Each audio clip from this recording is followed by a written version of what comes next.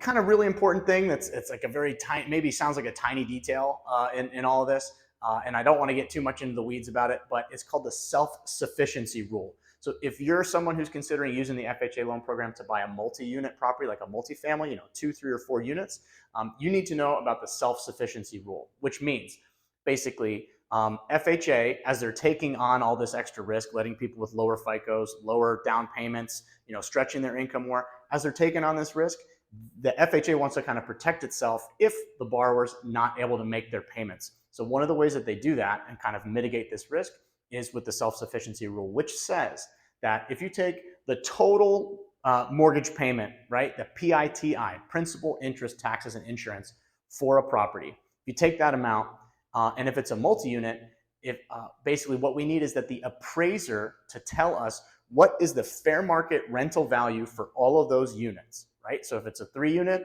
how much rent is it going to generate? Long-term rent, not short-term rent, right? Not Airbnb or VRBO. Talking about like an annual lease of the person in there.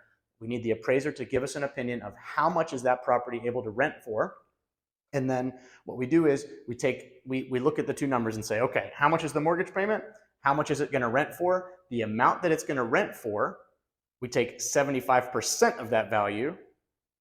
That value needs to be higher than the mortgage payment, the total mortgage payment. And I know that's like really into a lot of technical details and stuff like that. But if this is what you're considering, you really need to know about it, because the only way we know if that's going to work out is at the appraisal step. And to get to the appraisal step, you've already made an offer, signed a contract, and given somebody a deposit.